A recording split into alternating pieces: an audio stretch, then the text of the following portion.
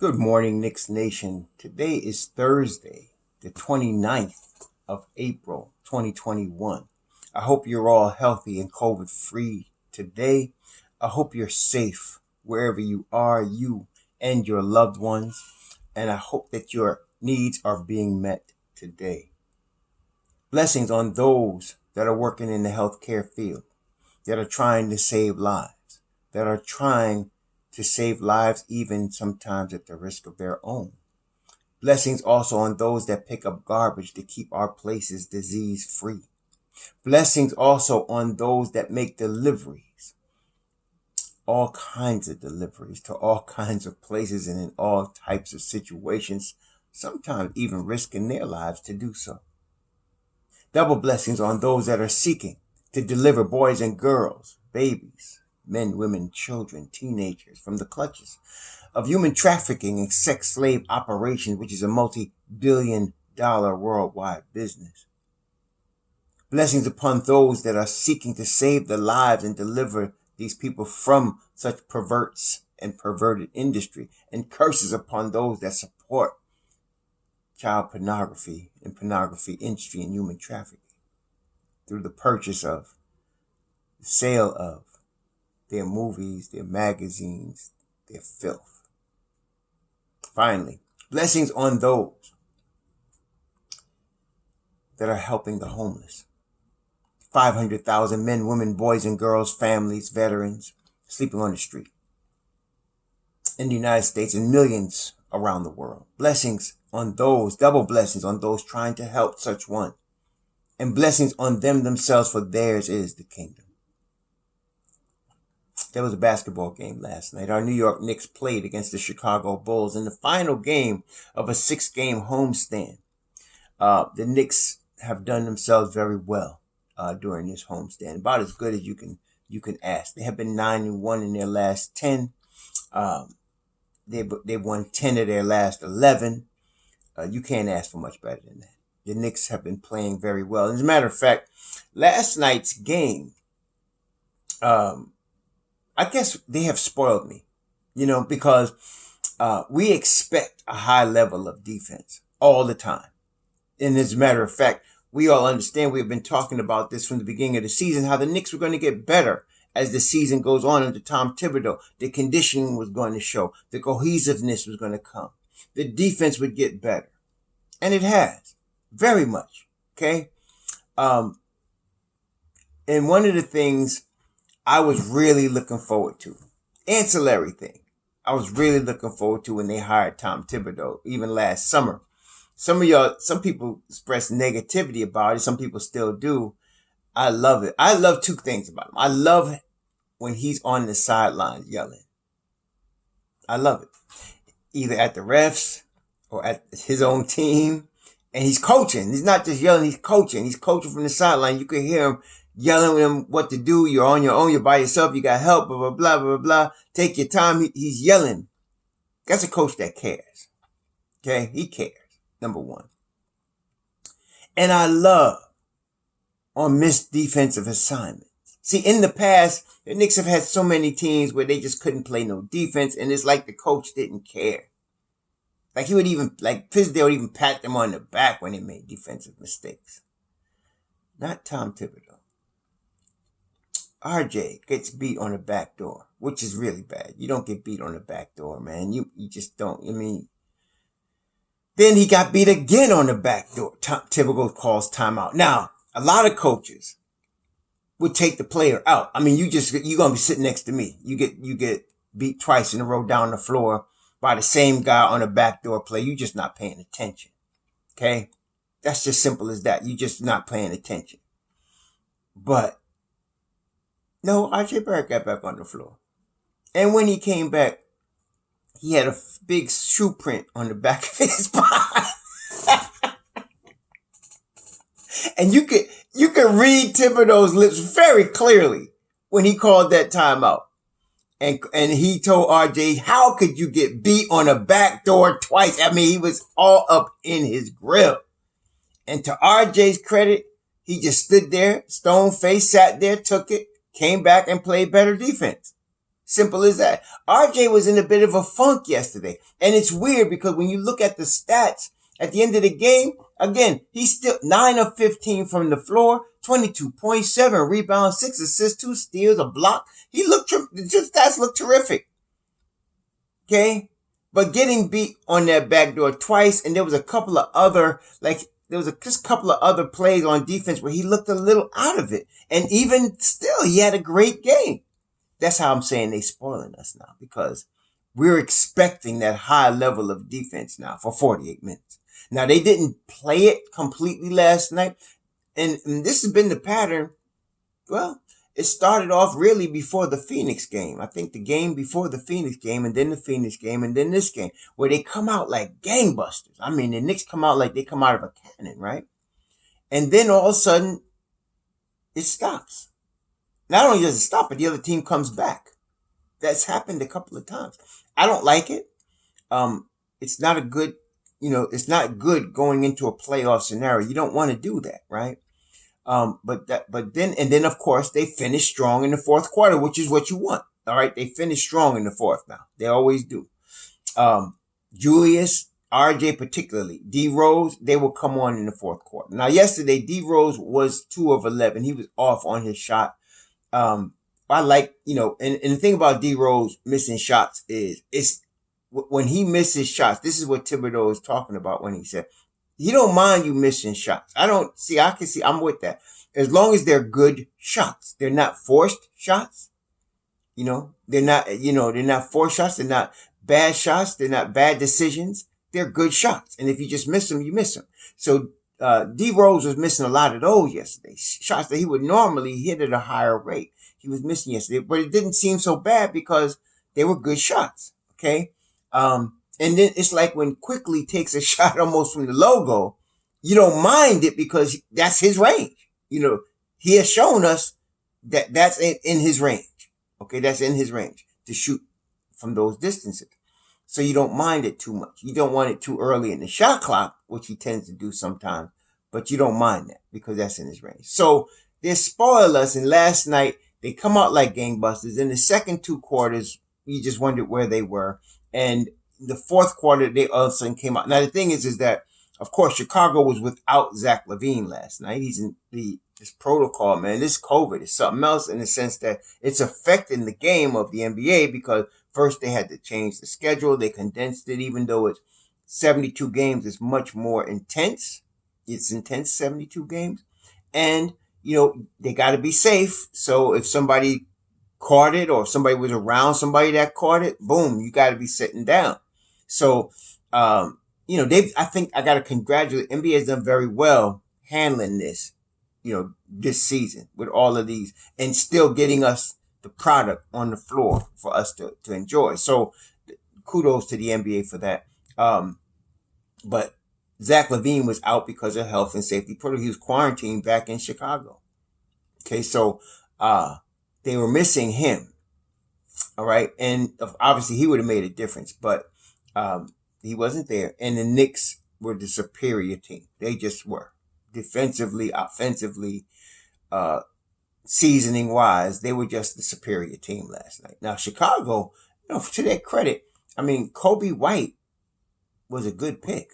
He ended up with 12 points, 5 of 13, 9 assists, but he's a good pick, man. He's got athleticism. He's fast. He's got a nice jumper, and he gets to the lane too. He's good. And then, of course, Vucevic has been a Knick killer. Since Orlando, we know he's a Knick killer. He's always been a Knick killer. Has his biggest games against the Knicks, and he had 26 last night, 18 rebounds. He goes hard at the Knicks. He was 3 of 7 from 3. It seemed like he was shooting more threes than I was comfortable with. It seemed like he hit more than 3. Maybe they were just at the appropriate time, and Pat Will, 19 years old. He's only 19 years old. He's not going to be 20 until I think August. This kid is young. He's going to be good, man. They did the right thing by picking him 4th overall because you picked that off the tree while it was green, and you're going to let it develop under you. You understand? So Pat Will is going to be everything we thought he was going to be. He's going to be a monster, man. But, and then marketing, I think marketing is on his way out. I think Markkin's on his way out. Now, y'all, I know y'all, there's people in Knicks Nation that are big fans of Lauri Markkanen. And I'm not saying he's a bad player. He's a pretty good player. He's got talent. He's 7 feet tall. He was killing RJ last night. I mean, he was. RJ couldn't handle him. First he did the back door. Then he had RJ on the post, and RJ couldn't handle it. At the end of the game, the Knicks defense is a team defense, so you do have to play as a team, and they did help him. So, but Markkanen looks to me like a guy that's on his way out of Chicago. They didn't extend him. The way they put it last night is they didn't come to an agreement. I don't know. Maybe they offered him and he said no, but I think he's on his way out. I don't know where he's going to be. The Knicks can't really use him because he's a 4, and we got Julius Randle, so we don't need him. We got Obi Toppin we're trying to find minutes for. So we don't need a Lauri Markkanen right now. But, I think he's on his way out of Chicago. It looked like that to me last night. Just the whole vibe, the way he was playing, the way they were handling him. It just looked like he was on his way out, so that's that. As far as the Knicks, though, now we are solidly in the 4th seed. I mean, we got a full game on Atlanta. Atlanta lost, I think, last night. We got a full game lead on Atlanta. We got a solid 2-game lead on Boston. So we are solidly in the 4th seed right now, and solidly in the top 6. Right now at 35 wins. If they win one more game, they're guaranteed a 500 season. There is, look, there's nobody in NBA Pro Ball media that was saying the Knicks were going to be 500 this year. There's nobody. Most people were saying for sure, bottom of the East. Some saying the worst, some say bottom, some saying we have a chance maybe to get in the play-in. That was about the best people were thinking. Nobody was thinking 500 basketball for the Knicks. Now, they've been playing 500 ball the whole year. They've actually started playing better than 500 ball at the end of the season with the 9-game winning streak. But they've been playing 500 ball all year. So I knew they were going to get 31, but it looked like, and I've been saying this, they've been playing 500 ball the whole year. So I kind of expected them to at least settle there. So they need one more win, and they're guaranteed a 500 season, which is, pretty much in the East guaranteeing the playoff spot. Now, again, I still think they're going to finish in the top 6. And I think people can clearly see that, although this road trip coming up is no joke. They needed to win this game last night to create a nice cushion. They got a 7-game cushion in terms of 500. They got a 7-game cushion. And so, this 6-game road trip coming up is going to be murderer's road. It's going to be tough. So you start off with Houston. That's like the warm-up. It's like the appetizer. Then you got to go to Memphis right after that. And then after that, it gets worse. So I'm glad they got a few days off or a few days rest for preparation to get ready for Houston. So today's Thursday. So they got Thursday, Friday, Saturday.